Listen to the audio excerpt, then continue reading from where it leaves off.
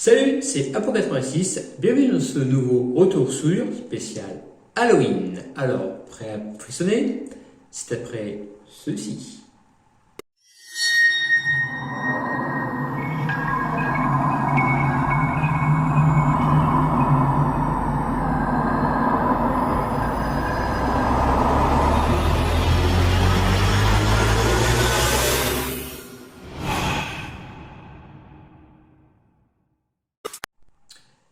Aujourd'hui, retour sur un film d'horreur un peu tombé dans l'oubli, The Omen ou Damien la Malédiction 1 en VF.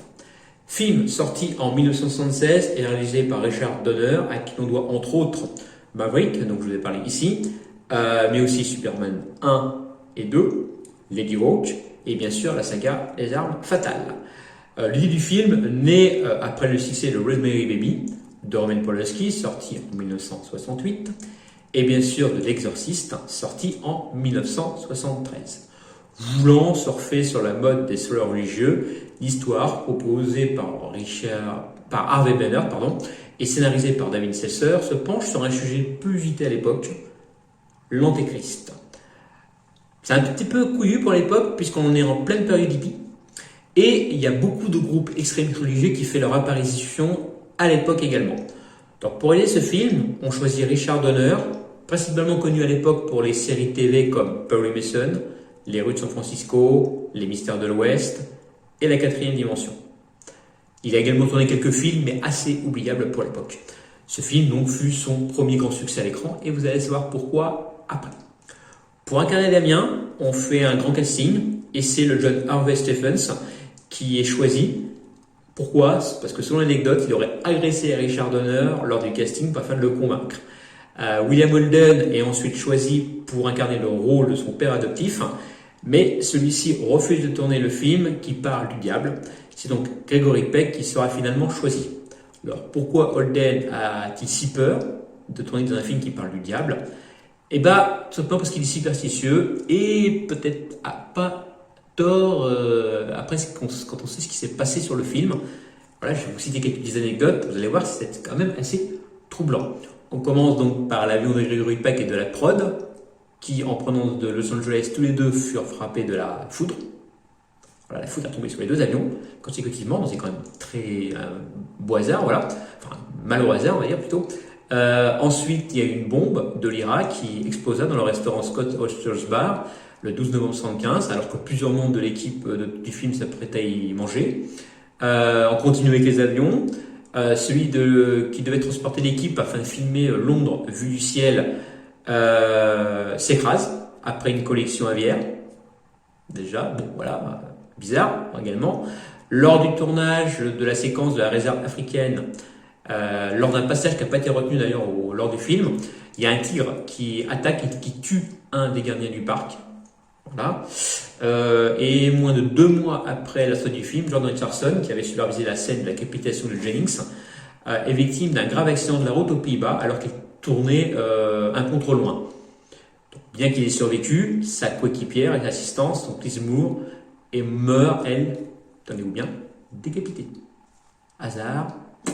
Ça paraît quand même assez étrange, toute cette ambiance, sachant que également l'équipe parlera d'une ambiance très très pesante dans les studios, comme une sensation d'être observé sans cesse, des odeurs de soufre parfois qui émanent du studio. Bref, on parle d'un tournage maudit par Satan lui-même. Bref, superstition, folklore pour vendre le film, j'en sais rien. Voilà, sachez que ces anecdotes existent. Pour la musique du film, on choisit donc Jerry Goldsmith. Celui-ci a eu l'idée de recourir à des chœurs maléfiques en composant une messe en latin à la gloire de Satan intitulée Ave Satani. Je vous mettrai le lien ici si vous souhaitez l'écouter, c'est super bien fait. Et un culot qui lui vaudra l'Oscar de la meilleure musique en 1977. Pour le budget, on met sur la table à peine 3 millions de dollars, 2,8 exactement. Et le film sort en 1976. Et Damien, ça raconte quoi, vous allez me dire? Eh bien, l'histoire de Robert Thurn, ambassadeur des États-Unis au Royaume-Uni. Donc, plusieurs décès tragiques et étranges ont lieu dans son entourage à Londres. Et Keith Jennings, un photographe et le père de Brennan, donc le curé, finissent par convaincre Xorn que Damien, son fils de 5 ans, orphelin, écoutez bien, né à 6 heures un samedi 6 juin 1966, serait ni plus ni moins que l'Antéchrist. Il faut savoir pour l'anecdote que Damien a été adopté le jour de sa naissance à l'issue de la femme de Thorns, qui venait mettre au monde son enfant, mais qui est mort. On ne sait pas trop pourquoi d'ailleurs dans le film. Donc Damien serait ni plus ni moins que l'Antéchrist, le fils de Satan venu sur Terre. Alors, est-ce un bon film? Eh bien oui. Oui. Damien Schumann est un film d'horreur qui est hélas tombé dans l'oubli, éclipsé, comme je vous l'ai dit tout à l'heure, par L'Exorciste. Il reste quand même un des meilleurs films d'horreur pour moi de l'époque. Le film livre une ambiance pesante qui monte crescendo. Plus ça va, plus ça devient angoissant. Mais ça ne tombe pas dans la surenchère. On n'est pas dans le plus en plus gore, non, mais on est dans le plus en plus angoissant. Et c'est génial. C'est tourné vraiment de façon géniale. Donc c'est bien écrit pour l'époque. C'est bien tourné pour l'époque. Alors même si aujourd'hui, quand on regarde le film, c'est un petit peu vieilli au niveau du grain de l'image. Il y a une photographie qui vous fera faire des surfrades pendant les 11 minutes du film. Bref, c'est un bon film d'horreur, je me répète. Voilà. Beaucoup de scènes paraissent réalistes, notamment celle du cimetière, qui pourtant a été tournée entièrement en studio. Pour vous dire vraiment le talent de Donner pour tourner ce film. Et si le film marche, c'est grâce à l'addition d'un très bon scénario. Je vous le répéterai pas assez, mais un bon scénario, c'est 90% du job qui est fait dans un film. Et la bonne réalisation, comme je dis, de Richard Donner, qui n'avait vraiment rien d'envié au plus grand à l'époque. Il s'était consacré aux séries à l'époque et il s'est rendu compte après ce film qu'il a gâché en fait son talent et il s'est très vite tourné dans le film. Il a fait vraiment une carrière superbe à Hollywood. À noter que le film connaît 2 suites au cinéma. Donc La Malédiction 2, sorti en 1978, dans lequel Damien donc, a désormais 11 ans et découvre ses pouvoirs.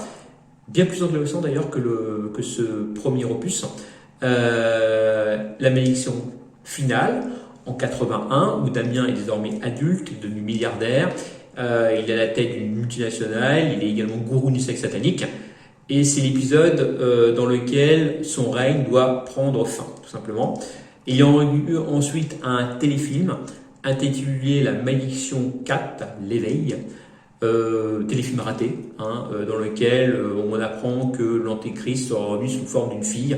Est-ce que c'est la fille de Damien? Je ne sais plus, il y a très longtemps que j'ai vu le film. Il me semble que oui, c'est la fille de Damien dans ce film-là. Enfin, il est complètement oubliable. De toute façon, vous mieux se concentrer sur les 3 premiers et oublier ce 4e qui est absolument pas du tout indispensable. Le film a eu droit à 2 remakes. Un en 2006, intitulé 666 La Malédiction, assez fade comparé à l'original, et un deuxième, tout aussi raté, en 2016, intitulé tout simplement Damien. Le film fut un véritable succès à sa sortie, avec 273 866 $ de recettes, rien que pour le week-end de sa sortie, et un total de bénéfices de 60 922 980 $. Donc là, si c'est pas du succès, sachez pas comment ça s'appelle.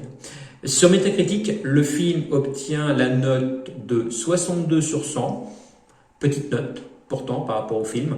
Sur Captain Watch, pareil, 6,5. Quant à moi, je lui mets la note de 7 sur 10, car si le film est bon, il faut l'avouer que quand on le regarde en 2022, il paraît quand même un petit peu désuet, mais il reste quand même voilà, un chef-d'œuvre pour moi des années 70, de la bonne époque, des films d'horreur, comme on peut voir, donc, comme L'Exorciste, comme The Omen, comme Rosemary Baby, comme je vous ai dit tout à l'heure. Voilà, c'est quand même la base, pour moi, la base même des films d'horreur qui... C'est un petit peu changé, voilà, maintenant à l'époque, on va me dire, oui, t'es un vieux con, oui, c'était mieux avant, mais non, voilà, oui, c'était un petit peu mieux avant, voilà. Bon, les films d'horreur sont devenus ce qu'ils sont devenus aujourd'hui. Je crache pas dessus, j'aime bien regarder dans les films d'horreur, comme les Conjuring, j'aime bien, voilà, moi, j'ai rien contre, mais il y a quand même un certain charme qui a été perdu depuis les années 70 et 80, la grande époque pour moi des films d'horreur. Voilà, fermeture de la parenthèse. J'en ai donc fini avec ce retour sur La Malédiction 1. Je vous invite à me dire ce que vous pensez de ce film, si vous le connaissez. Donc mettre des commentaires, à partager la vidéo, à faire connaître la chaîne. Moi je vous dis à plus et surtout, gardez l'esprit critique. Salut!